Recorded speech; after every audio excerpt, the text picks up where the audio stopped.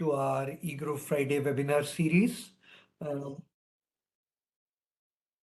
the Indian economy is on a very happy note.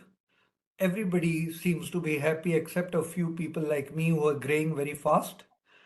Everybody thinks that India growing at 6.5% is the best thing ever that can happen to India, and that it's the fastest growing large economy on the planet, and that now there's no looking back because China is way behind us.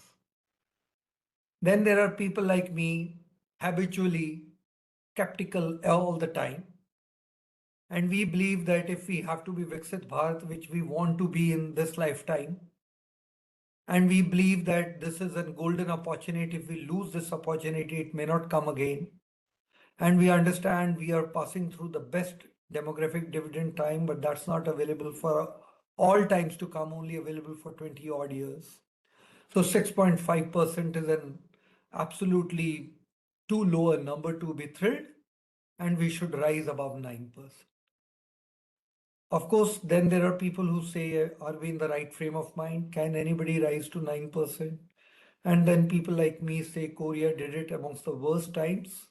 China did it amongst the worst times. Korea will be coming and making a presentation at EGROW in the next few weeks, how they did it. Even China will be coming and making a presentation as to how they did it. So it's a glass half full, half empty. Some are thrilled, some like me are not. And we are worried, where is India heading for? Each one of us in our heart of heart want to grow faster than the fastest. We want to become Viksit without waiting for so many years. And so the intentions are good in everybody's heart. Only thing is that some are not satisfied with the speed. Others think that the speed will take us there. To discuss this important issue, I have been always airing my woeful thoughts with all my friends, and I did that with Ajit one evening. And Ajit told me, Charan, don't worry, he has a positive spin to the Indian economy. If I'm cribbing at 6.5%, he'll convince me we will grow at 6.6% or so, or a little more, right? So he has a silver lining, he said. So we said, okay, let's have a webinar and discuss it. Now, today's webinar is in that context. To chair the webinar, we invited Professor Goyal. She's our advisor. She's a dear friend, as well as she's a macroeconomic expert, very well known in our own country. She has been on the Prime Minister's Economic Advisory Council. She has been the member of the Monetary Policy Committee. So her understanding of macro, of course, is very thorough. To discuss this, then we invited Arjun, a bright young man, and I'm sure we may not be there in 2047, but Arjun will be our age and absolutely carry the legacy and narrate stories that what used to happen to the oldies 25 years ago. So we thought we'll bring Arjun in with his young mind and bright analysis, which he always comes out, surprises all of us. We thought that's the best way to evaluate what Ajit is going to get away with today. Ajit's presentations are known to all of us. He has been doing it, mesmerizing us for the last so many years while he was in Niti and even thereafter. So here we are in today's setting. Ajit is our main speaker. Our chair is Professor Goyal, and our discussant is the young economist Arjun. Over to you, Professor Goyal. Thank you, Dr. Singh, for an excellent introduction, laying out the ground so well. And you're making us all impatient to hear Mr. Pai. So I'll just say I was intrigued. One word in the title really caught my attention. It was not India, it was in depth. Because I think that is what is missing in our analysis of the economy today. We've been seeing stories. I think there's particularly one story that has been very powerful because it has sort of ideological support and support from abroad also. The story that India is, growth is about to collapse, there's structural problems, There's inequality, there are no growth drivers, consumption is weak, investment is weak, etc., etc. But we've been seeing the data persistently belie this story. So we need in-depth analysis to understand what is really happening in the economy, and we look forward to your views on this. Please go ahead. You can turn in about 45 minutes, 40 minutes, then we're discussing, then some discussion if possible. Yeah. Thank you, Dr. Goyal, and also Dr. Charan Singh. It's indeed a privilege to be over here on EGROW and being able to present some of our perspectives on why we believe that the Indian economy is going to continue to be surprisingly robust.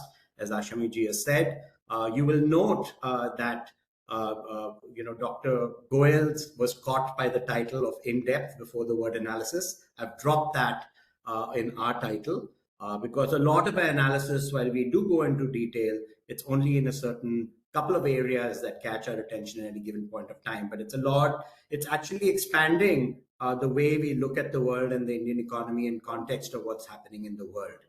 Also, to Dr. Charan Singh's point, I do believe things will be slightly faster than the 6.5%.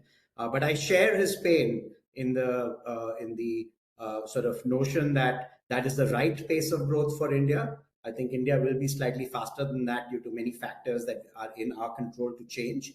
But it won't be as fast as its potential because we do find a way of not growing at the potential that we have. So let's begin by placing the global context, what's changing there, and why we believe that India's growth should continue to be robust, that it is not as great as India could be, but it should gradually and steadily continue to improve India's relative position in the world. So the first, basic sort of framework is to look at what's happening in the world and the trajectory that many other countries like a Korea or even a China or many other countries had while coming up. And that was a world economy that was actually quite robust. But since we would say mid 70s, the world economy has had a decelerating growth trajectory. And it's at a very tricky time that India is beginning to get its act together. So when we go through, we'll see in what manner. And it should continue based on everything we see, despite the decelerating population growth, despite the high debt, and despite rising protectionism in the world, continue to buck that trend. In the short term, which is also something that I know a lot of you look at as an indicator of the longer term, even though it shouldn't necessarily be the case, we are seeing that some of the greater uncertainty, especially with the US tariffs, especially with the wars that are going on, some of those greater uncertainties are going to have created enough concern that the government of India has done two sort of stimulative measures. One was the GST rationalization, which is likely not to prove revenue neutral, and we'll be touching upon that a little later in a very different way from the way it's been quantified, previously, the way the government is looking at it. And the second is the raising of the income tax threshold in a country where very few people pay income tax already. But both of these measures, I think, should help a lot. We also want to establish that the trade potential of India is definitely not being exploited, and changes in the way the Department of Commerce has been looking at it, they're becoming much more strategic gradually. That's going to be one of the tremendous sort of potential drivers of growth, for the economy, probably, either number one or number two. And then we're going to touch upon the private debt in India, which is very low for a large economy. Why this is a tremendous driver. There are certain barriers to the regular commercial bank credit and the traditional sort of interest rate as a tool to drive this, which we'll touch upon. It is basically that, but it is possible to overcome if we take steps in certain ways. The key issue that we highlight, which I think is going to be a big driving factor, both for trade and for number of other factors, is labor productivity, which is extremely poor in India even now. It's understated in the metrics used by the World Bank and ILO. primarily because it's convenient for them to do that. But we will look at India over there. And then, of course, the short term, which does not appear as risky. When you look at the PMI, you look at many other indicators, it gives me confidence that we're not going to fall below that, what a lot of people call the Hindu rate of growth, but basically the sort of 6 to 7%, rate of growth. We shouldn't fall below that. Clearly here, we'll go through the rest of the slides very quickly, just visually. You're seeing the trajectory until the early 70s, productivity driven rebuilding of the world post Second World War. Very important inflection point at the point at which Paul Volcker took over the Federal Reserve in the US, where he raised the interest rates to break the back of inflation. And since then, you'll see a decelerating trajectory for global growth. And this is despite central banks all around the world using interest rate as a tool every time things slow down. And world debt has been rising ever since because interest rates became a great tool to be driving economic growth. In fact, since 1980, if you have a look, you would see that almost 2/3 of global growth has been driven by rising debt rather than the traditional metrics of capital formation and productivity. When we look at the GDP of the top 12 economies in the world, you will say that the US is still in top shape, that the closest competitor has been the European Union.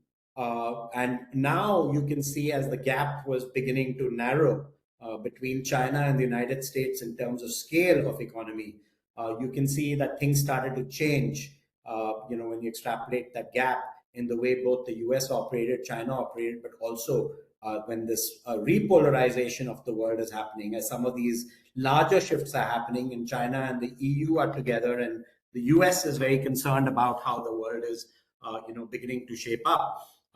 You are beginning to see some of those both protectionist as well as other ways to ensure that the gap that exists today, continues.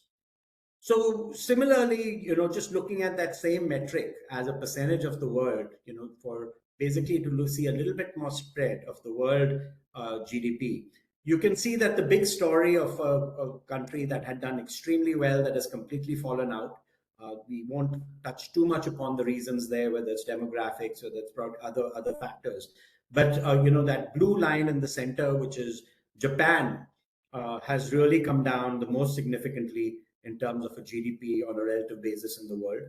And the big change has been that China has almost completely taken its place over there. So it seems like a compensating shift, but you can see that even Germany has given up. So any economy that was very focused on manufacturing, and on exports has, taken, quite a hit. India, on the other hand, like I mentioned, has had an accelerating trajectory, quite the opposite of the world.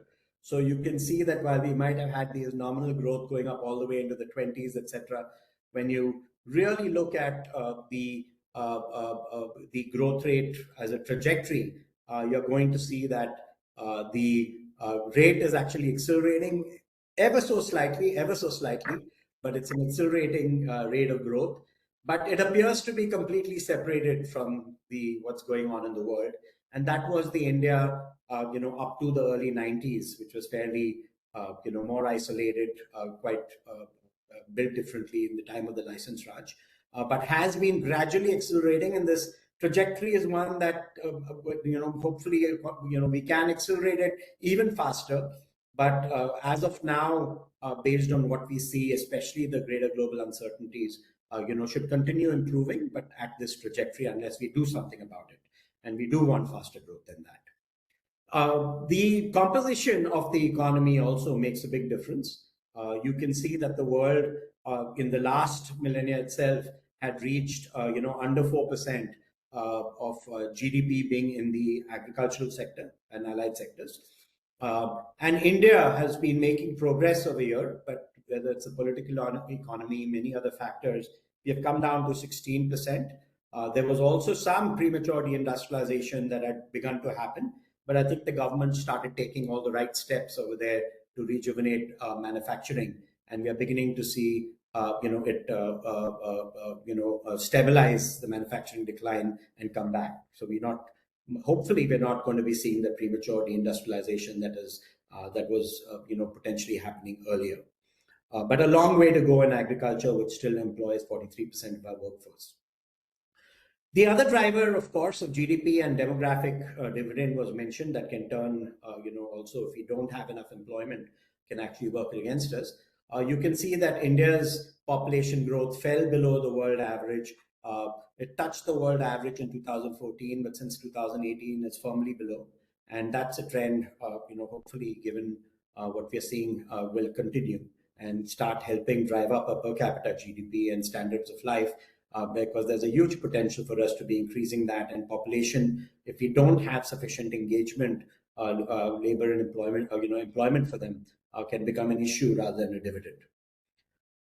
Here we are looking at the other metric, and to Dr. Goyal's point, the world is very focused on disparity within India, and obviously for many reasons they prefer to talk about that, but they don't want to look at and they want to ignore the disparity between countries. So this is one area where we should be well armed. The disparity to a factor of 40, 30, etc. It's a huge difference, between where we are and where the US or where Switzerland is. And you can see that while they are all improving, that gap has not been narrowing. And there is a lot that can be done over here, but the focus on within a country and looking at scale of enterprise, etc., it's something that we need to look at, because when we are subcritical mass, as a scale of enterprise grows to be more globally competitive, in the short run, you will see some of that, metrics like the Herfindahl's index, etc. So the concentration ratio goes up. Instead of 100 factories, if you have a single factory, producing the same amount of output for that industry, there will be some level of concentration that will happen for that industry to reach competitive scale. So there is this phase where you will watch some of that spread. The moment we look at it per capita GDP, on a percentage of the world average basis also, you can see what the multiples are.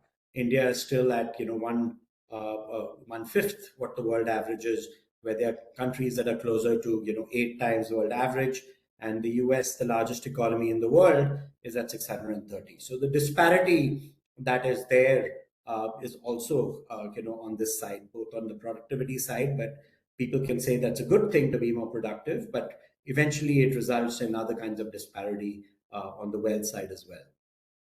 So why is all of that relevant when we look at India, and why does India have better growth prospects? So here we are looking at a chart of the Indian economy and the world economy, just the per capita GDPs. And you can see that way back in the early 60s, India was at 21% of the world average per capita GDP. And based on the policies that we are following then, India was of course growing and growing quite steadily, but the world was clearly growing faster. So per capita GDP plunged all the way down to the mid 6s, so under 7% for India.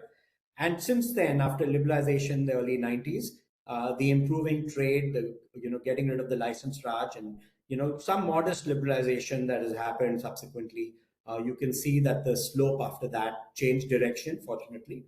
And right now we are back almost to the levels of where we were in the early 60s. So we do have a long way to go. I do feel the pain of this period being a lost period and a catch-up period. But the good news is that we have caught up with where we were relative to the world back then. And the trajectory right now appears to be one where we can grow much faster. Now, when we look at China, it started off very similarly to us, not very different in 60 to early 90s. And we use China as a comparison because this is the one that the world will use very often on us. And then, very interestingly, for a trade-based economy, there are a lot of progress was exports and of manufactured goods. In 2007, 2008, when you had the world financial crisis, you would have expected China's growth to flatten off and its per capita GDP also to flatten. They had a lot of overcapacity already at that point, but instead you'll see this blue line accelerate on the way up. Now, why did it accelerate? Because China actually doubled down and decided on a domestic stimulus. And I'm not sure whether that was necessarily from a very long-term perspective the best way to do it, because the slope actually accelerated of the growth after world trade started to plateau. But what you will see is that the line the was driven a lot by domestic investment. That was domestic factors and a lot by domestic debt. You can see the past since COVID, however, that has not been sufficient. So you can see that the line has plateaued per capita GDP, etc. And right now, China is going through a little bit of it, but at a plateau that is 5 times higher than India's plateau. So where we were very similar in the late 80s, early 90s, right now China is 5 times higher. They did take substantially higher risk than India. So we are a very risk-averse economy in our decision making. But now when they have plateaued and the risk is coming home to roost, it's happening at a stage where they're enjoying 5 times the per capita GDP. And Korea also is, even more risk-friendly than China, has seen a curve that is much stronger. Now, the last lever that we talked about to place our trade in perspective and why we are looking at trade as optimistically as we are for India right now, and especially when the global environment has plateaued, is we can see that trade in the world has never been a straight line. Before the First World War, it was up and to the right, but with a gentle slope. Things happened slowly back then. Aircraft were very limited, ships were very limited, all of that. Then we ran into the roaring 20s, which was largely driven by domestic factors in most countries that were going through the roaring 20s. So you watch trade actually decline rather than increase. And then you had the Great Depression, when you have a leverage-driven. And coming out of the Great Depression was actually World War II, which helped the world pull out of that Great Depression, and then GATT subsequently. So we've had the longest ever sort of expansion of global trade in this direction and helping the global economy all the way until the world financial crisis. So you can see what a tremendous trajectory it's been and what a tailwind it was. But subsequently, you'll see it's flattened out. It's a bit volatile there because it's usually measured in nominal terms on every year, not adjusted. And so commodity prices do impact, especially with the largest, traded items being certain commodities. The fluctuations are very high, but otherwise trade seems to have plateaued around 60% of GDP, and it doesn't appear very optimistic for that going up. But still, for India, the implications of that could be quite different. So, like over there, when you looked at the world relative to India, you can see that India was closing that gap as a percentage of its economy to the world economy very quickly.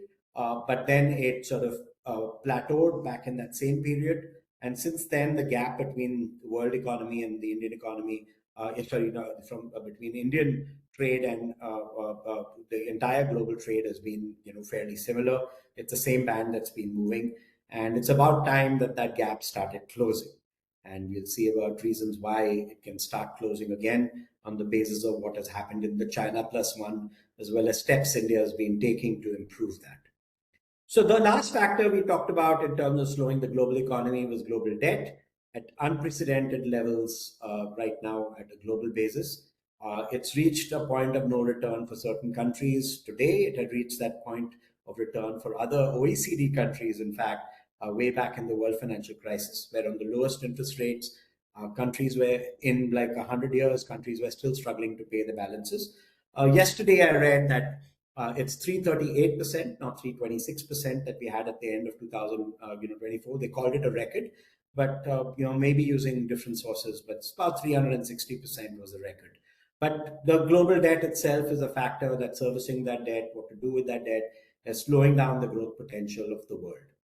Now, it is interesting for India because if you look at that yellow line in the middle that is going across, that is India. And the general government debt for India was always considered high by the agencies around the world that look at this data. What's interesting is that India hasn't changed much. After FRBM, we did come down quite significantly towards the FRBM target, but again bounced back. But what you'll notice is the rest of the world has taken over. So India has stayed close to 80% general government debt, but its rank, if you actually draw every country in the world, you'll see that India is really, from being one of the highest debtors, is now one of the lowest debtors from a general government perspective. And this is important when you're looking at debt financing, the sovereign trading, treasury bonds, etc. is relevant.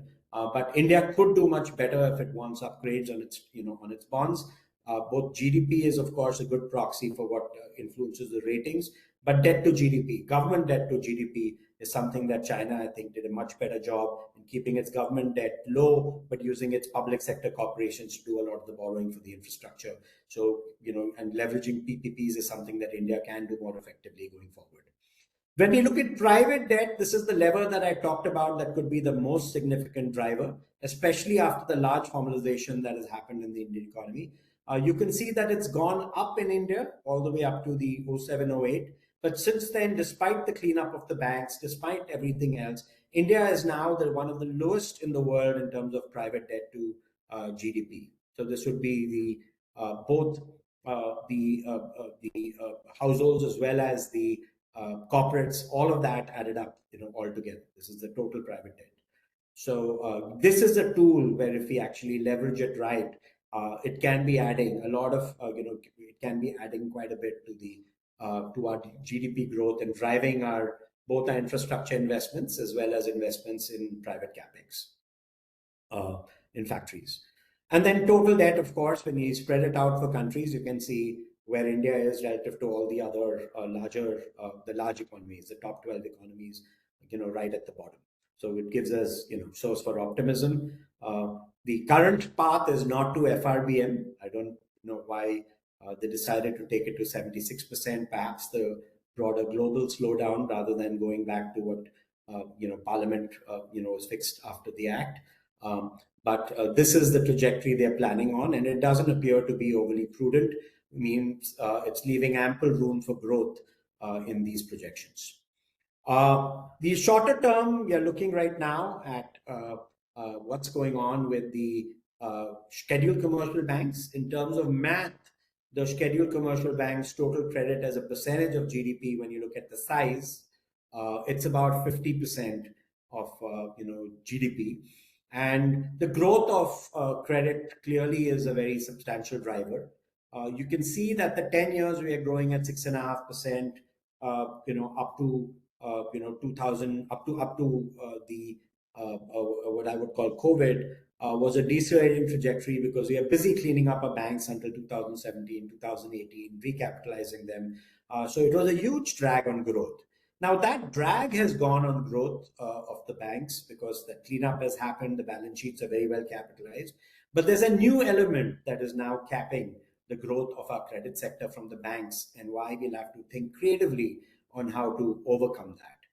And that is the credit deposit ratio. So you can see that as credit as a percent of GDP rose up, very nicely and steeply. 10 years ago, it was great. But the credit deposit ratio has been fairly sort of elevated, for the past, 10, 15 years. And there was still some room, but in March of 24, it exceeded 80%. For some of the banks, it exceeded 85, almost 90%. And since then, the banks have been highly constrained by that ratio, even so they're well capitalized. But some of the other norms, supervisory norms, regulatory norms, has been keeping them contained. And we're not saying we should change those norms. I think those are prudent norms. But we need to find other ways to ensure that the private market is serviced, whether it's NBFC or whether it's the corporate bond market. So this is something we need to look at. And the classical method of reducing interest rates by the Reserve Bank of India is not going to help that much, because when you reduce interest rates, you're actually favoring other places for the depositors to take their money rather than the savings bank account. And so you actually want the credit deposit ratio gets strained further. So the credit from the banking system is not, doesn't benefit from that interest rate change. So you can see that trajectory all the way from 25% growth, all the way back then. It's down to sort of low double-digit growth, and it's likely to stay there in the short run, maybe come up into the low teens. But this is a major kind of moderator for the growth of the economy, because despite the massive formalization that's happened, which has increased the number of creditworthy folks, whether it's individuals or small businesses, there are these other constraints like the CDR, etc., that are slowing things down. Inflation is fairly benign, so the government can, or the Reserve Bank of India can continue to be, very accommodative. but they'll have to figure out other means than just interest rates to start stimulating lending because of the constraints we talked about. And I think it's a great time to be focused on the bond markets, which you'll see shortly are still struggling to increase their percentage share, still stuck, fairly, at a fairly low ways. So you can see the bond market has been growing. People will look at it in absolute terms. If you're someone responsible for it, you'll say, what's the problem? But the problem is that it's still extremely low. It's still extremely illiquid. And illiquidity with a non-tradable bond market actually increases the rates. So you can see that in the past few years, it's actually come down as a percent of GDP to under 16%. For most developed countries, this would be like 4 times that ratio. So this is an area where we can actually, if we come up with some creative solutions, we can add, a couple of 100 basis points to Dr. Charan Singh's 6.5%. If the bond markets, start kicking in properly, you can, increase that by 200 basis points for the next 30 years, all the way until 2047, and still not be getting into crisis mode as long as we clean this up. So this could be a very, very significant lever. It's growing. It's not a drag on the economy. It's growing as a percent of the economy, lockstep and barrel, maybe just losing a little share. But if this thing comes together, which is the next leg for the Indian economy, it could help a lot.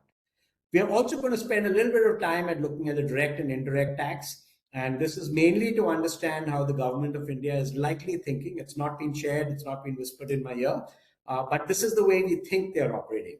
So the direct volatility, of course, everyone knows, because it's profits, it'll be far more volatile than the indirect, which is going to be less volatile. But the mix has been going through a very interesting change in India. And some of the thinking in what is going on right now is when they reduce the GST rate, is something that gets talked about a lot, which is in most of the circles, policy circles, they are wanting to think of this mix between indirect tax and direct tax at a 50-50 kind of level. Because indirect tax is paid with everyone making a purchase. So it is not socialist, it's not progressive, even though India uniquely, or maybe not uniquely, but interestingly, has a progressive rate on different items that's different for the indirect taxes, for the GST in particular. But generally, it's on everybody, so who buys that item. So it's not considered progressive in the way of either corporate tax or or personal income tax. But you can see that the direct taxes have increased their share, and after the recent rationalization of GST is going to be increasing its share even further. The moment you look at the composition also, I just wanted to highlight a couple of things over here. Mainly that personal income taxes has now taken up the bulk of direct taxes.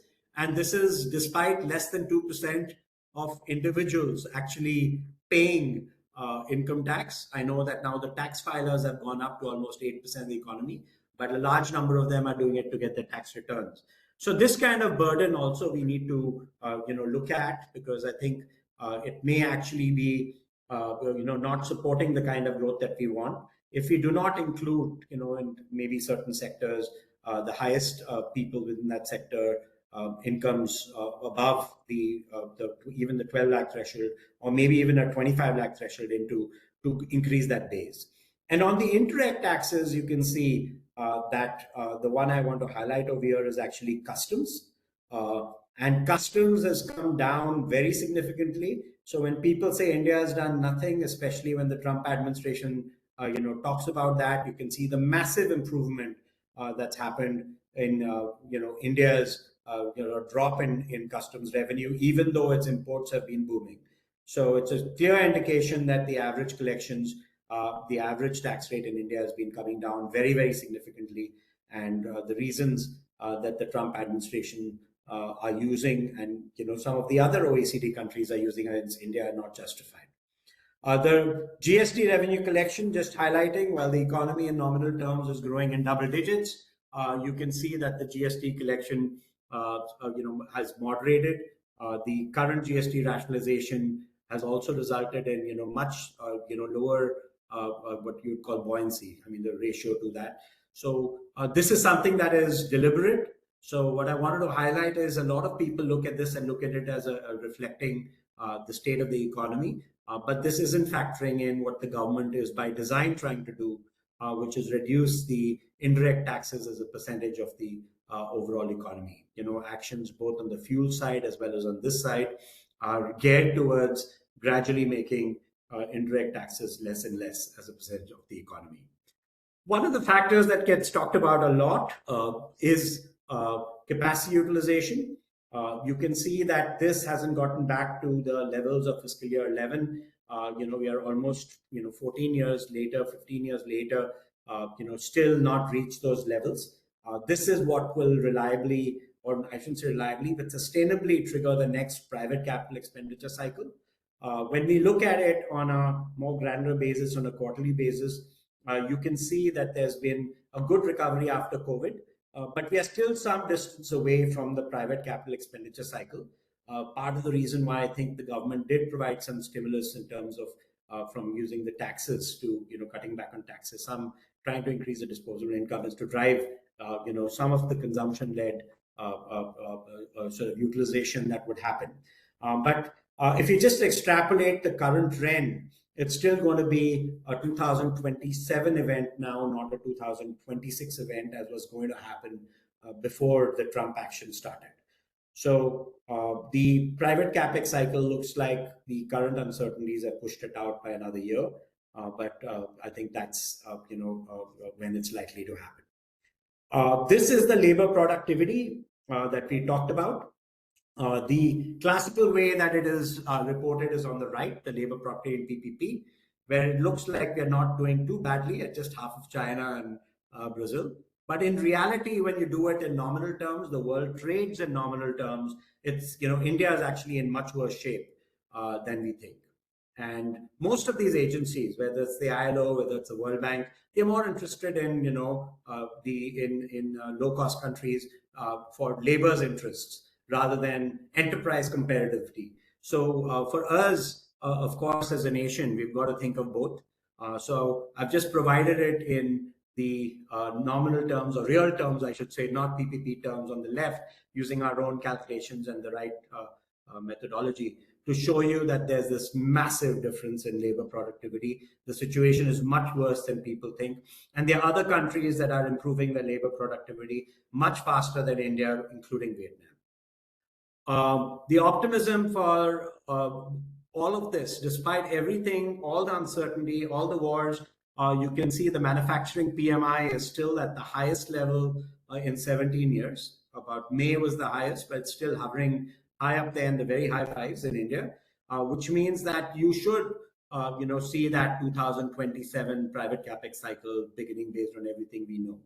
And the PMI is a forward indicator by 3 to 6 months. It's not a concurrent indicator, which is how people respond if they're suddenly scared today. The way it works, the ISM sort of survey is one that captures 3 to 6 months forward if nothing really untoward happens. So this is a fairly positive indicator for the manufacturing PMI.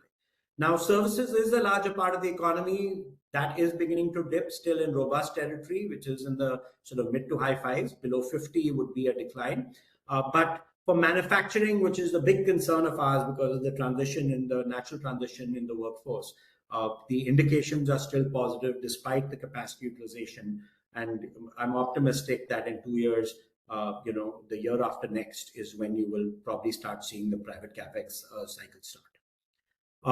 The public sector, we will skip these slides because this is just showing that the government of India has been focusing a lot harder on railways, on transport, and taking care of the government of the transportation infrastructure, all of that recently. But the railways is not able to spend fast enough, so it's going a little slower, and then it becomes unproductive. If it's not used for track upgrades, it's being used for railway stations or other factors. So these are areas, these are natural bottlenecks. Quick touch upon the competitiveness of where India is now. You'll be pleased to see that after China became almost 60% of global steel production, India has moved from being in the double-digit rank 25, 30 years ago to now being number 2 and actually becoming a distant number 2 from the number 3.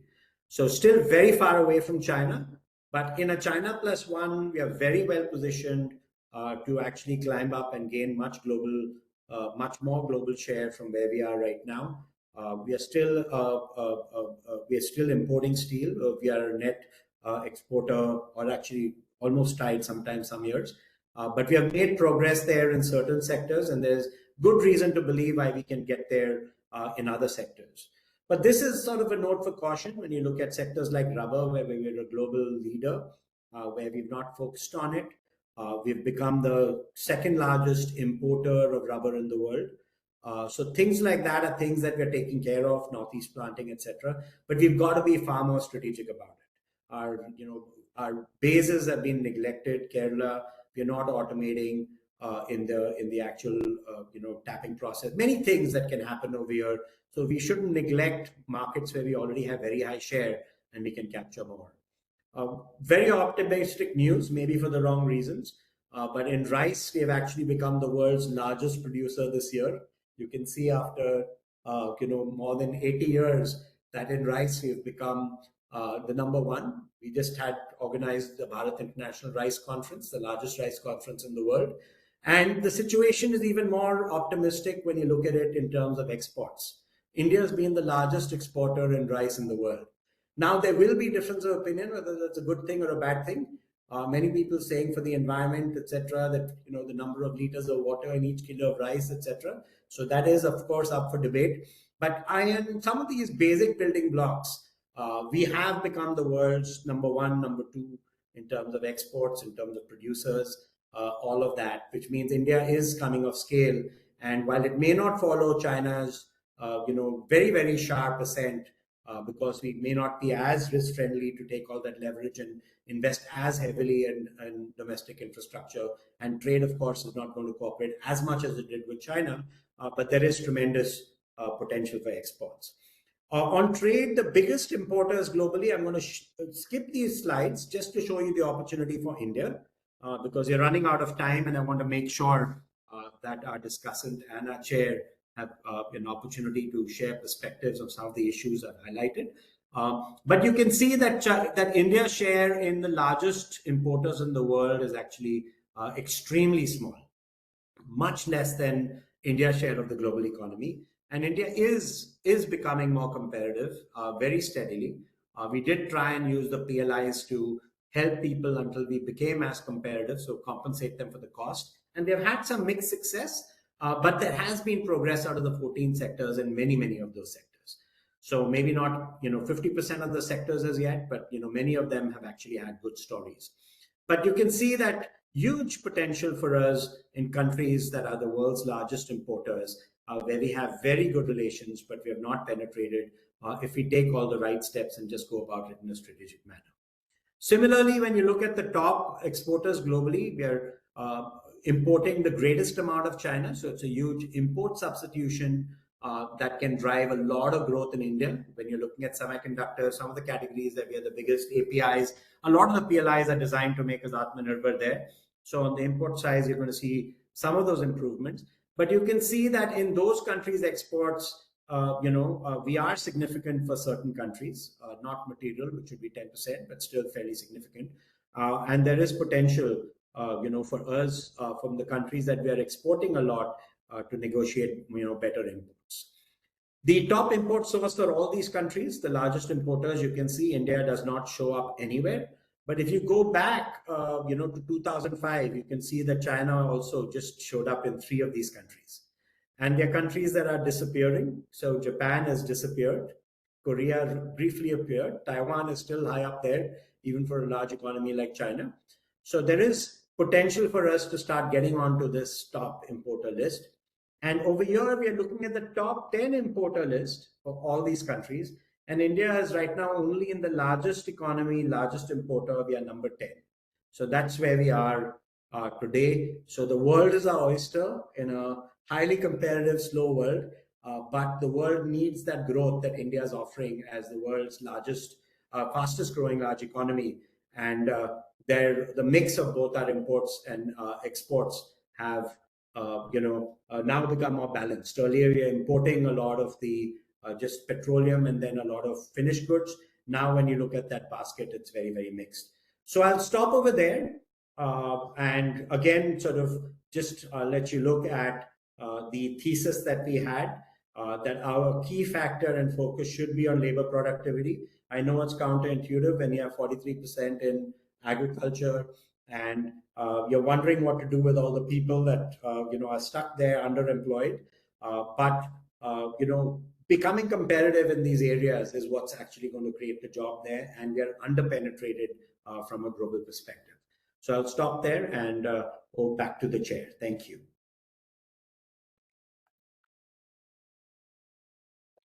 Thank you. Thank you. You raised some very interesting issues. Now let's hear Arjun, then we'll have some discussion. Arjun, yours. Yeah, thanks, ma'am. Thanks a lot, Mr. Pai. It was quite wonderful.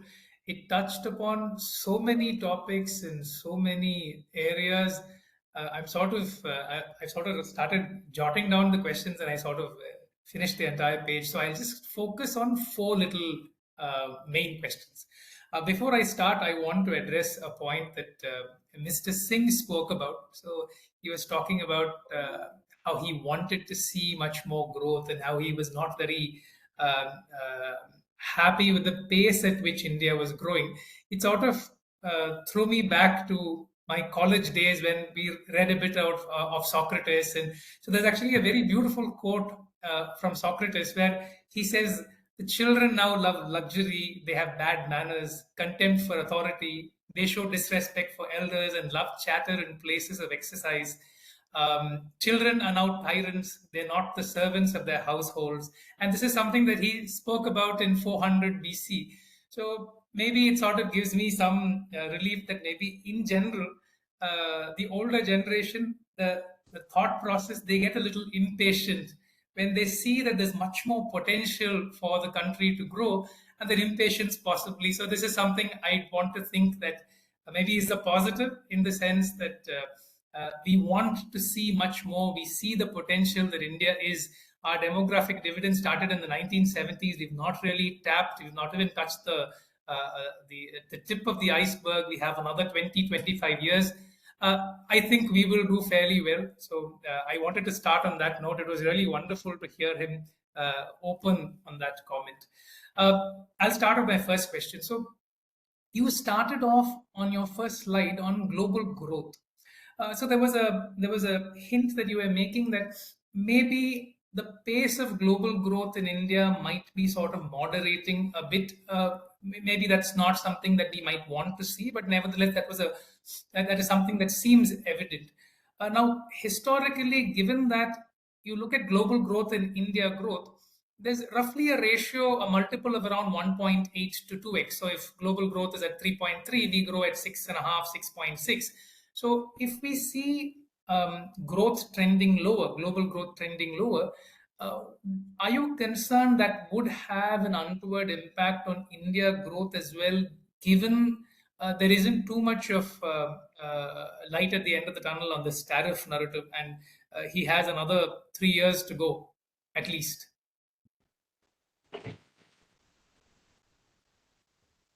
So I think the 2x is when you average out a very, very long period of time. So it is 2x, the global growth rate. But if you have a look at the trend, that gap has actually been changing. So the India, when you actually run the numbers over this very long period of time, you'll see that the India growth has been accelerating slightly. The trend line is upwards over this period. Whereas you'll see the global growth trend line is downwards. So over very long periods of time, when you look at it roughly, when you do that 2x analysis, you're absolutely right. That's what it sums up to.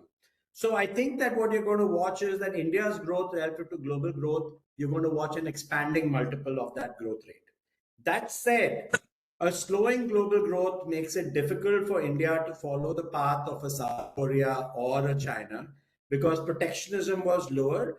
And even without protectionism was a response to already slower growth. So world financial crisis onwards, you'll see that trade to GDP plateau, right from 2007, 2008. So it is a tougher environment. India is a slower moving, it is an elephant. It is a slower moving elephant relative to the dragon, regardless of whether the world was good or not. But I think the elephant is only getting fitter and gathering more momentum. And so we will speed up, the world will slow down, and so that contrast is going to become evident, and that is likely to give us an opportunity to get better penetration of those other economies that want a piece of what we have to offer. Fair enough, fair enough. Quite wonderful. And that sort of reminds me of a very interesting graph that I saw very recently, which plotted India's population, total population, till 2100. And even past 2100, as a share of the global population, we're still the largest. So we are going to be relevant for a very, very long time to come. And I completely take your point in the sense maybe we should sort of look at that multiple in phases rather than take a long-term average. Completely take your point.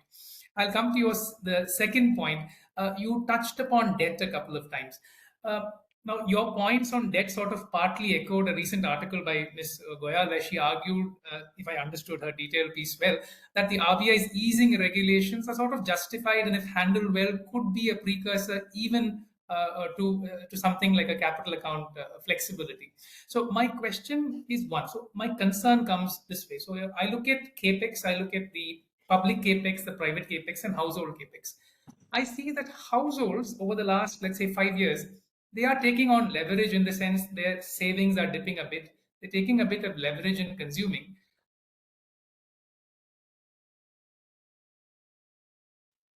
Arjun, we can't hear you. Next. I understand that given the uncertainty. We lost you in the middle. We lost. Could you hear him? You couldn't hear me? You'll have to repeat, Arjun. Just from your debt point. For a while, you'll have to repeat. Middle of after you began the debt point. Yeah. Okay, so can you tell me where I dropped off? Sorry. Yeah, we can hear you now. Okay, so I'll just repeat the question. We were talking about household capex leverage. Yeah, perfect. Yeah, so I can see that households are taking on more leverage, and there's a fair bit of capex that's coming from household, which is roughly 40 to 43% of total capex is just household. 1/4 is public capex, and 1/3 is private capex. It's sort of effectively what I'm looking at, what I'm sort of indirectly questioning is this fiscal deficit, this consolidation that we are looking at. This excessive focus, or rather a very strong, let me put it this way, the strong focus on consolidating the fiscal or consolidating your debt at this point in time when there's much more uncertainty. Would it be right if I think that maybe for at least another 5 years, the government can sort of loosen it a bit and focus more on leverage from a center's point of view, so it sort of crowds in a fair bit of private capex? Would that be a fair interpretation? That was my main question. So I think you made a very interesting observation, Arjun, that the way the capex had been going right now, the leverage was being taken by the households more than anywhere else. And not all of that leverage of the households was going into investment. A lot of it was going into consumption, which is gone. So people that are becoming more short-term oriented, enjoying life today, borrowing from tomorrow kind of thing was your concern.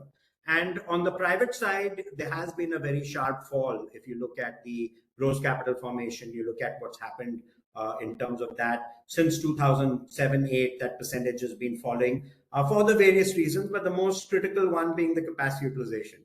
If you don't need that capacity, why would it get added on? And to fight it and stimulate it before you're ready for it, it's just going to exacerbate the problem and prolong it. It's better that we get that utilization up and get a real cycle rather than all of this. PLIs are different, which come on at 0% utilization when they come on. So they do reduce the utilization in the short run, but they are because of specific areas where you require that capacity very urgently, even if overall we don't. But on the fiscal consolidation, I deliberately stayed away from fiscal in this presentation. And the reason is that even though I believe, to the contrary to what you mentioned, that consolidation should happen faster than the new definition. That must have come through when I mentioned the FRBM and the 60, and these guys are targeting high up there, because there are enough people that believe in what you said, which is that we need to be as light as possible. But there are many other tools to the central government that are available that haven't been focused on sufficiently to drive capex in the marketplace without being as much of a fiscal burden. PPP, for example, we have been very unsuccessful. Very few countries have been successful. But the moment you make, because we are new to it, the world is new to it over the past, by new, I mean 30 years, not, that where it really began to get attention once these debt levels reach high. But there's no reason why railway stations should be 100% EPC. So if the government gives it to the private sector and just provides the credit guarantees, provides all of that, you can get all that capex without this. But the focus, the direct fiscal, we need to move beyond that. We have to look at blended finance. We have to look at these techniques. And if we focus on that, where we are weak. And the reason why I say that is the moment you bring down your government debt to GDP, you actually bring down your cost of capital. And all private capital is reference to the sovereign. So if we bring down our market rates, see what the RBI does is a domestic bank rate, which controls credit from the banks. But the traded bonds are what the market believes. So there is a relation between the two. But we want to bring down that Indian sovereign rate. We want to bring down the reference to that, so our corporate bond rate gets cheaper. And then we can drive that 16% of GDP of corporate bonds up to 55%. And that's every year 200 basis points of additional growth for the next 30 years over Dr. Charan Singh's 6.5%. Wonderful, wonderful. That actually gave a lot of perspective. So I used to sort of crib about this for a while. I think the extent of my crib will sort of come down. So that will take me to another very interesting bit again in your presentation. So you're talking about, again, private debt. It was a wonderful, wonderful bit that you had there. You were talking about that the CDR, the credit deposit ratio. So a question that I had here, slightly tangential, was which this is something that you made a reference to a few minutes ago. Are we not tapping enough? In the sense, are we not being innovative enough? Let me give you one example. If I look at Hyderabad, municipal bonds have been really, really used and tapped in so well.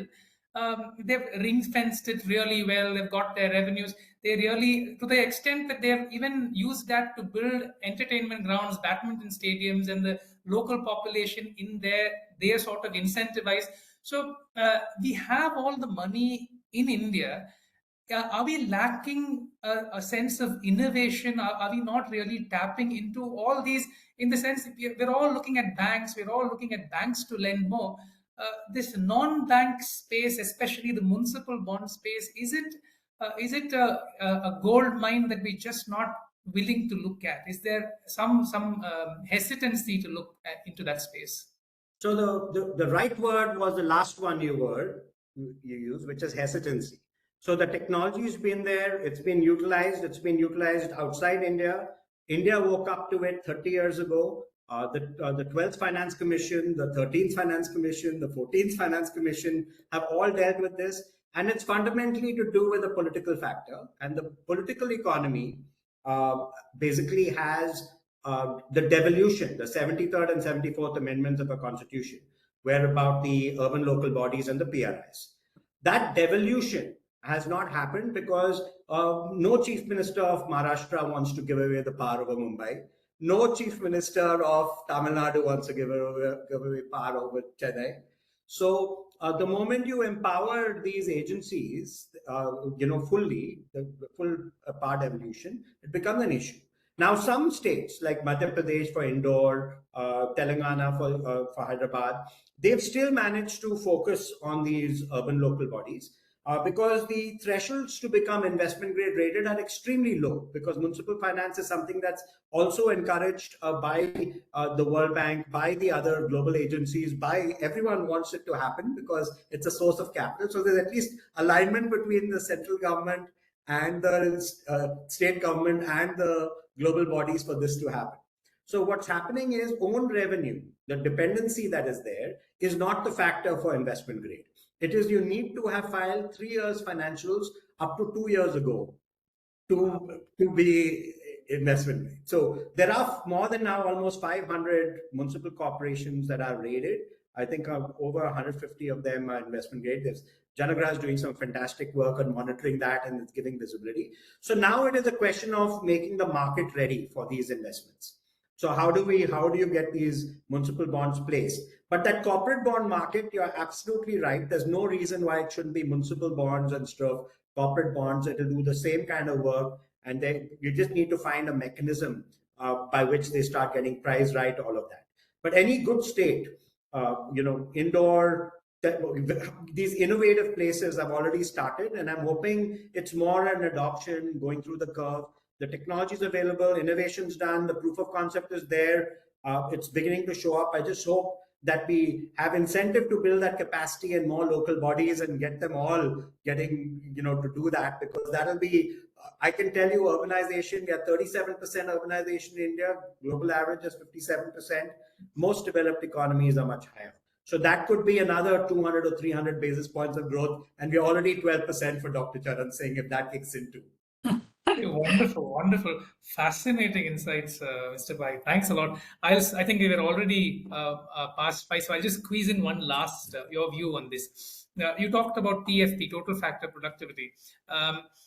Could I argue there have been a fair bit of voices on this, talking about while manufacturing acts as a sponge to sort of take in that excess labor, should we focus more instead on services where the TFP is higher? And plus, if I look at services in certain spaces, it also pushes infra growth, and on the other hand, it also pushes the demand for skilled labor. So would that be a better way out, especially given that on manufacturing, where we are on the curve, we're not really there on the technology front, in the sense that we have started exporting a fair bit of electronic items, but the value add still is fairly low. It's still in the assembly phase. We've not really gone into the high-end manufacturing of, let's say, semiconductors, chips. Probably it will happen 10 years, 12 years down the line. But for the meanwhile, would it be better we focus more on services, given how its TFP is much higher? So there's two questions buried in that question. One is that we were focused more on labor productivity rather than total factor productivity, which is a different kind of rising up the technology curve, rising up the intellectual property curve as well. But within labor productivity, the services versus manufacturing, the way you look at the service economy classically, as it's becoming larger and larger, it's not the same in India as it is in the US. It's not the same in India as elsewhere, because the entire retail trade is considered service economy. Every kirana store is a service person. So it is not, when you look at a comparative advantage, all of that, you have to look at it in trade. And yes, with a few countries like the US, we have very good trade and services. You'll find that terms of trade are favorable. But otherwise, what you're looking at is not really looking at a service economy that you're thinking of when you're looking at that big block. The second is, in manufacturing, the amount of global risk and concentration risk that was exposed during COVID with the interruption to the largest manufacturing, the world's manufacturing, made a lot of countries, including India for itself, not just open up to what they call the China plus one strategy. Because yes, China is the best and it's the cheapest in its production. And not that China it doesn't matter whether China is a close friend or an enemy, but we can't have this high dependency when there's going to be 9 months of supply constraints. All cars, automobile production started, all of that. So in India, our dependency was so high that our own supplies stopped. Then now you have this US sort of trade war kind of thing with the US against the rest of the world, despite the very high rank per capita GDP that, and us down here. In that kind of environment, you do need to have some security. So you have an opportunity, which is the China plus one by the PLIs. Second, the world needs a large, broad and deep enough economy to be able to supply them those items that is second to China. We can't match China, but we no longer have to compete with China. We only have to compete with the alternatives to China. So it's the Vietnams, the Malaysias, the Thailands, where we are behind, but it's not, we can catch up because we can compensate with scale, even if you're behind. So we have taken the right steps, recalibrated our MSMEs by 50 times. We are allowing large scale of enterprise to come. So there is a move why we can do that. The other question, which I always ask economists in particular, is that one doesn't have to happen at the cost of the other. So if you allow manufacturing to grow, the services, it doesn't take away from services growth. It can be complementary and supplementary. And in those services, both the retail and the consumption, what it creates for that. So that's the broad thought. I think it's critical for India to try and fill that space. When you're becoming number 2 in steel production, why not in steel products? So in many categories, you're finding that we have a good shot in this China plus one world. There's lots of geostrategic risk, and we can become a partner while trying to remain neutral as we have tried to, not keeping our political options geostrategically open. Wonderful, wonderful. I think I've taken much longer than I thought. I'll stop here. Wonderful chatting up with you, Mr. Pai. You're just bursting with ideas just from those last 10 minutes. Thanks a lot. Thank you, Arjun. Been lovely interacting with you. Pleasure. Yeah, so good. I agree with Arjun, a lot of ideas in that. But just coming to that, what is the fundamental driver of Indian growth? The question I posed in the beginning. We've seen a lot of emerging markets catching up in East Asia and so on. It was always exports, and the critical factor was, say, if we compare with China, that you have surplus labor, you need to employ them, and therefore you need FDI for creating those factories, and then you need markets to export to. But as you point out, the world today is a little different. It's not so easy to just, export your way out. And and that is very often a puzzle when we think of Indian growth. What is driving Indian growth? We have increased our growth rates. We are sort of in a transition compared to the Hindu rate of growth earlier. So can we make it to, Viksit Bharat? And what is the model that is going to give us growth if it's not this East Asian model? Since we are a surplus labor economy. So here, there are two factors, I think both of which you touched upon, which I think are really important and will play a role. First is, you talked about diversification in the context of trade. Now, I think diversification more generally is what has helped us grow. The economy deepening and having, you have outsourcing, you have agriculture, you have some manufacturing, you have etc. Some government push. So because we have opened out at a time when there are tremendous global external shocks, starting with the East Asian crisis, global financial crisis, pandemic, poly crisis, they're called. So we know from economics that when you are a diversified economy, you can absorb. If there are some negatives, you'll have some other positives to offset. And we've seen that again in this last year with the Trump tariffs, which are expected to have a much more negative effect on the economy than they have turned out to have. So it is this diversity in the economy. But the caveat I see over there is that the government and policymakers are focused too much on reform, structural change, and that is the pressure from outside also. Because you want foreign capital to come in more easily, etc., etc. But that is not the key issue. It is sort of so that brings me to the second point. Your second point, which is the role of labor productivity. And here, this AI.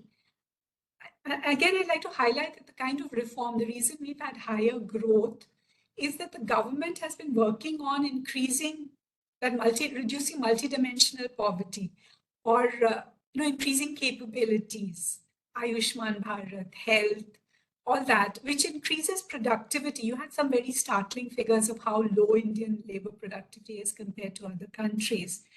But I think the way to bolster that is really this: improve the environment, for example, which will reduce the incidence of sickness, nutrition through better sanitation, and all that. I think in the latest years, we should have seen some increase there. And the big sort of technology, what has helped India is also outsourcing, the IT revolution, and so on. So the big new technology wave is AI. And some people are very pessimistic about India said to have missed the bus, etc., etc. But I think in India, if we can have sort of smaller scale models that solve specific problems and that help low skill workers catch up. And I think there are signs this is happening. Also improved access to health, etc., to health services. So then that can increase productivity a lot. Yeah, of the lower skilled. That is the way to use AI to increase Indian growth. And then it solves that question, that labor surplus, that source of demand question. Because if productivity rises, you emphasize that you will become more competitive in trade, which is correct. But also you will become, your income will increase and the demand for the goods produced, which higher productivity produces, right? So you don't need to, you get a sustainable source of demand. You have more inclusive, equitable growth. So I think so that is the way to, at least I'm trying to think of the Indian growth model in those lines: diversity plus increase in labor productivity. And so that was. Then just one other issue I will touch on, which Arjun also talked about. This is very often, I think, your own at EY, Dr. Srivastav and Dr. Nagarajan have been talking about this a lot, the savings constraint on the Indian economy. Now, you had shown some data which says that the rate of growth, was much higher in 08 compared to what it is now.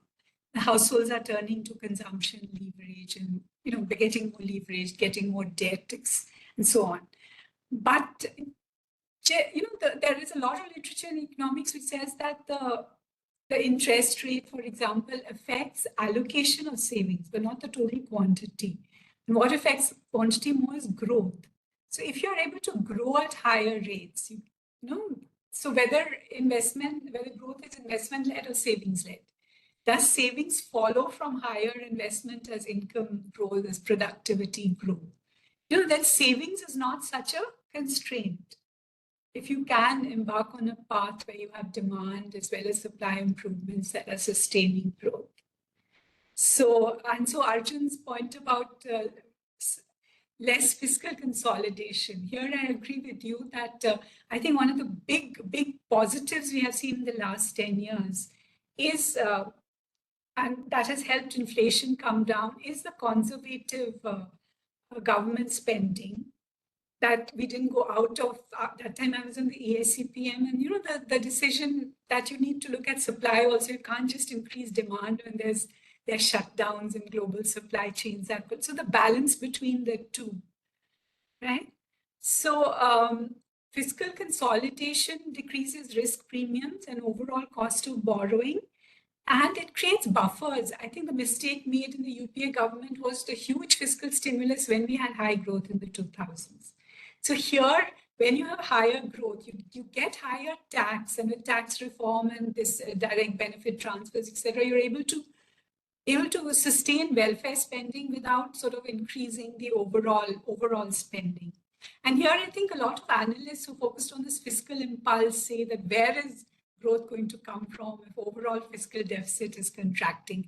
But the composition of government spending matters a lot. And all these issues about leveraging capital to allow more growth in corporate bonds and investment, and all of that can, as well as spending more on infrastructure compared to, economizing the leakages in transfers, etc., can allow that whatever government spending is, even if it's not increasing in aggregate demands, to have a greater sort of growth impulse. So I think, and one question I had for you was, your data was on China. The Chinese government debt has stayed low, but if you include not the public sector, yes, they were involved, enterprises, they were involved in the infrastructure expansion, but also decentralized government. Then the debt becomes just huge, and household debt also, this whole real estate issue. So, and it is early to say that we've caught up with China. Maybe in terms of rates of growth, we've surpassed them, but in per capita level terms, we have a long way to go. So I think I'll stop there. You want to take up any of these comments? if you want to respond to any of the points I've made. So I think the all very good points, and there's very little.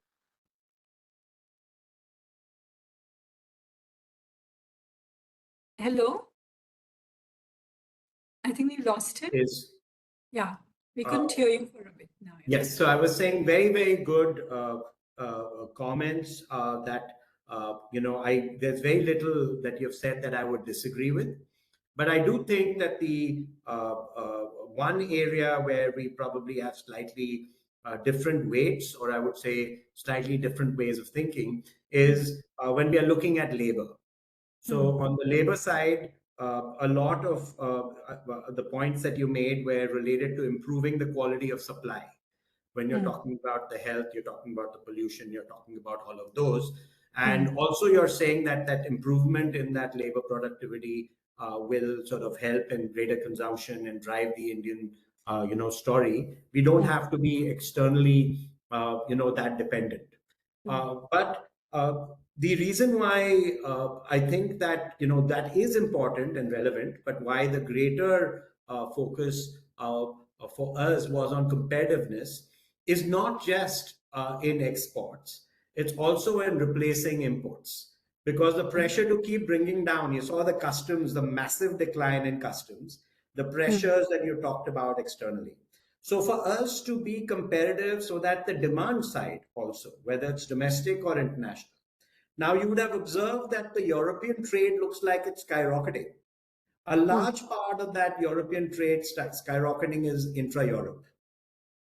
So the fact that they brought down those boundaries between states, and it has, they've come down between nations in Europe. In India, those boundaries started coming out only after the July 2017, after GST and the e-way. Now those boundaries for internal trade Please go on mute, other participants. Please stay on mute. Yeah, sorry, carry on.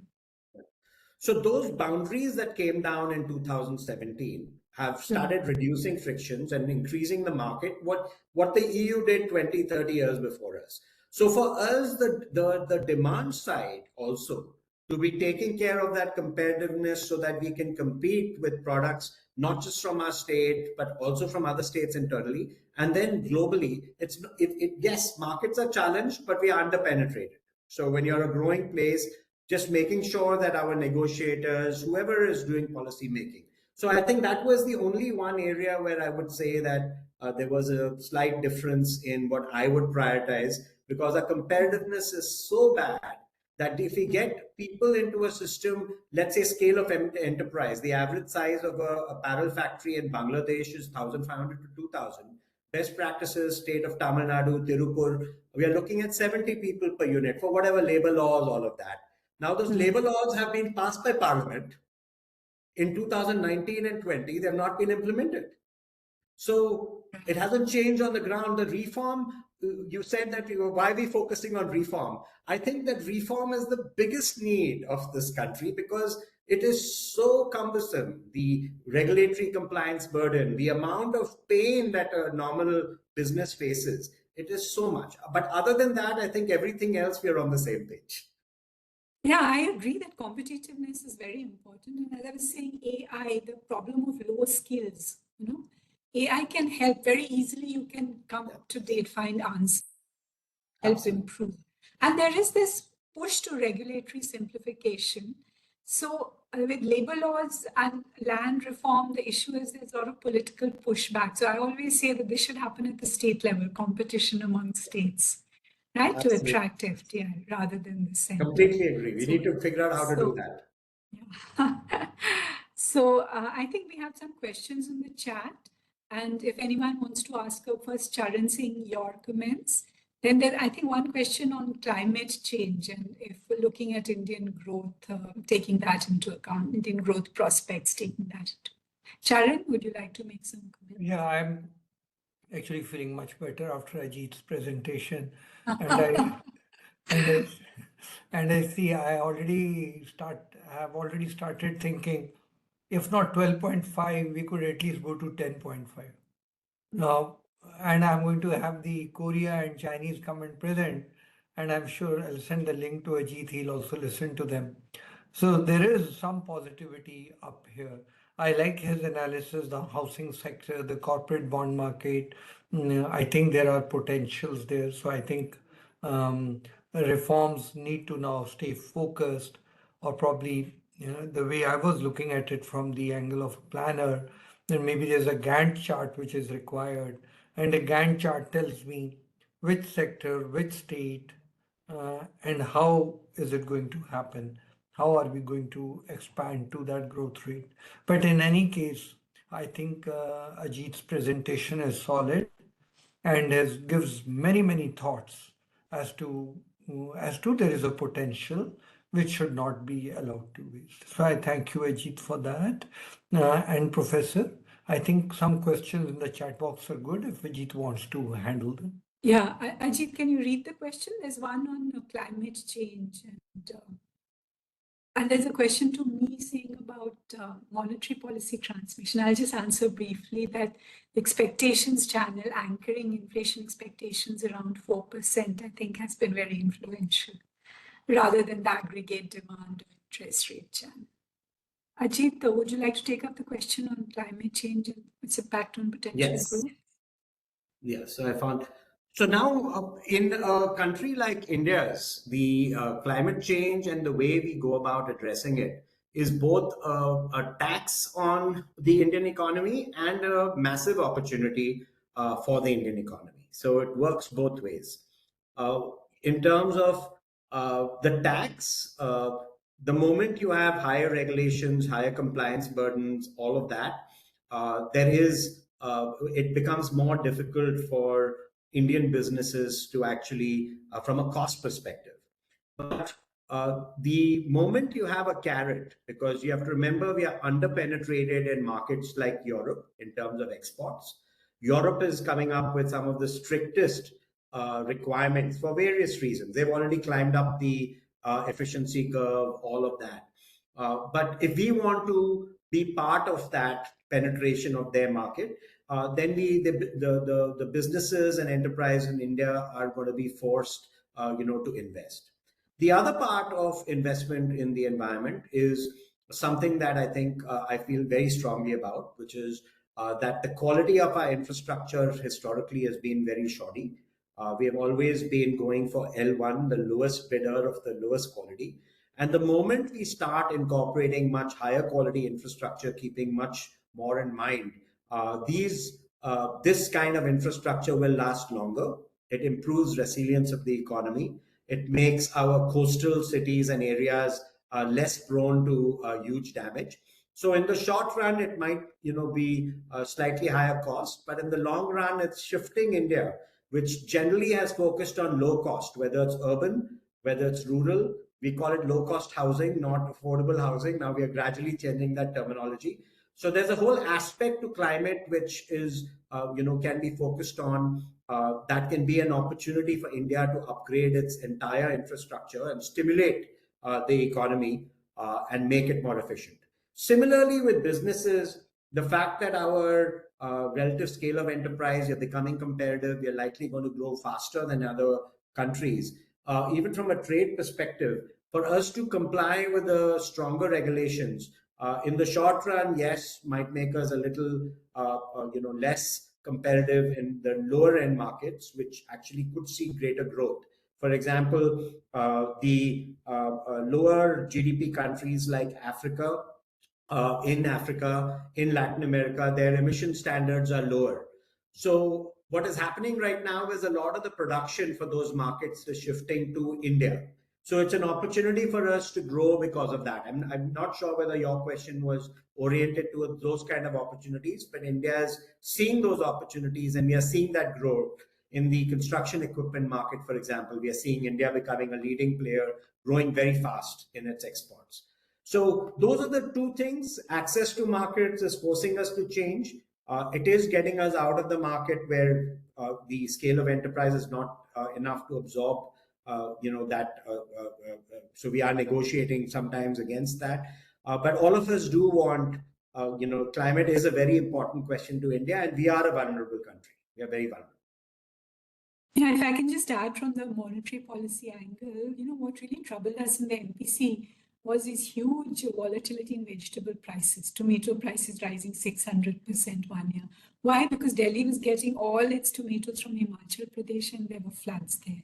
So now India is naturally a very geographically diverse country. And I think thinking about vegetable supply chains and diversification there also.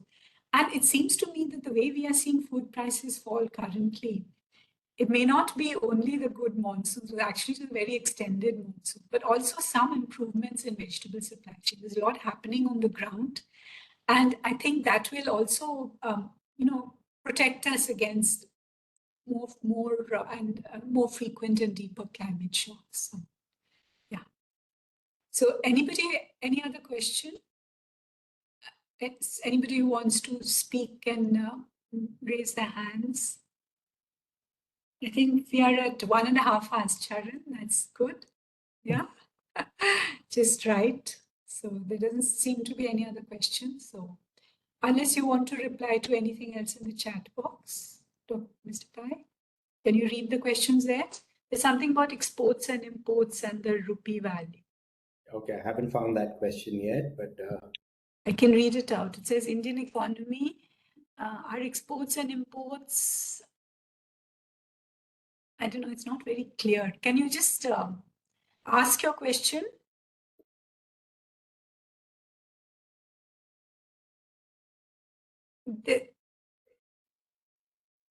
I think he's saying the depreciation of the exchange rate has helped our exports and imports. Do you think depreciation is good for exports imports or yeah, I think the question is that the fact that our exports and imports on Indian rupee in place of dollar, so the rupee trade of our products that has begun, whether that's been a benefit or not is the question. So the rupee trade itself has been a benefit, I think, to answer that question, primarily because of sanctions. I don't think the intention for us was that for the rupee trade was anything other than the countries had been sanctioned. And if we did not, if we continued to go in the international denomination for those items to the US dollar with sanctioned countries, it would have had repercussions. So there is a program, of course, to internationalize the Indian rupee because of the dependence on the dollar and what people are expecting, the shifts in the dollar. The US dollar as a percentage of global reserve currency has been going down, but very slowly. It's still by far the dominant currency, whether it's the SDR of the IMF or in global trade. The Chinese renminbi is actually the strongest substitute. That's the yuan that's growing as a substitute to that. But most of what we are calling the rupee trade, whether it's with Russia, because we have a net import, we have a surplus with Russia, so that's why it's in rupees.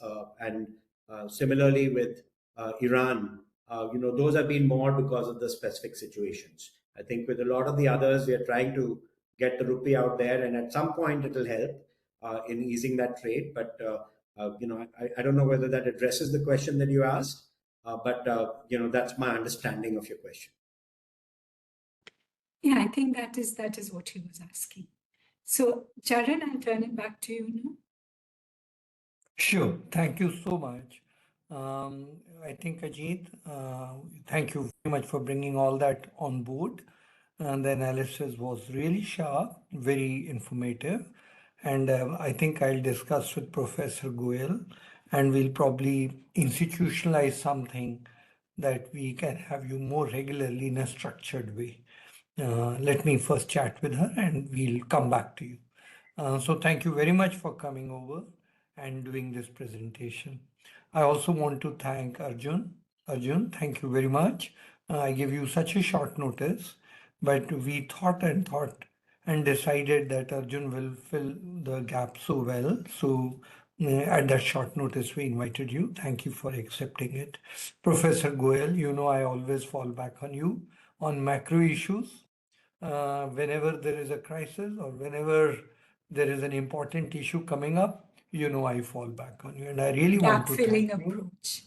approach. Not gap filling. The first person the thought comes is if Professor Goyal agrees, then she'll bring in all that richness of her experience. You've been a professor, you've been teaching the subject, you've been guiding many scholars. You have the fantastic book, which I always keep here, the Oxford book up here. So, so I know that luckily we have you and we can fall back on you. So, want to thank you for being with us. Now, next week we have Professor Ricardo Rees from London School of Economics, and he is going to be talking to us on Mundell-Fleming model, I think.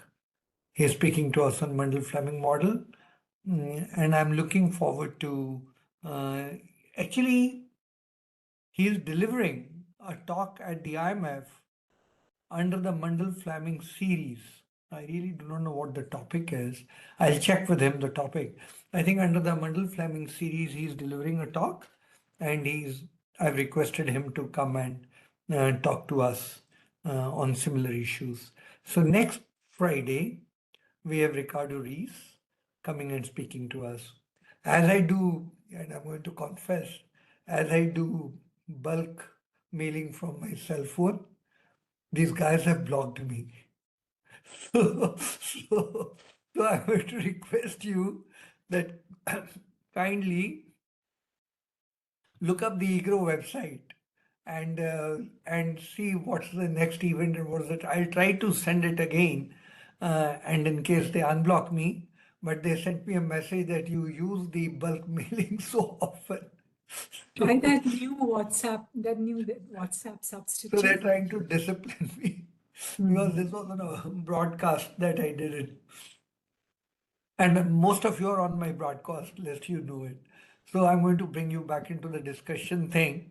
In any case, all I'm requesting you is that please watch the website of EGROW. Maybe they will not unblock me and I'll not be able to reach out to you. In that case, you know that next week we have Ricardo Rees speaking to us on an important public issue. So with that, once again, thanks a lot for being here today. Have a great weekend. Look forward to seeing you all next Friday.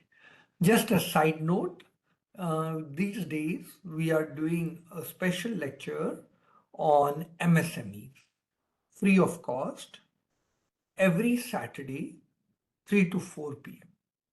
And we are getting the best experts from the world, including some people from Stanford University.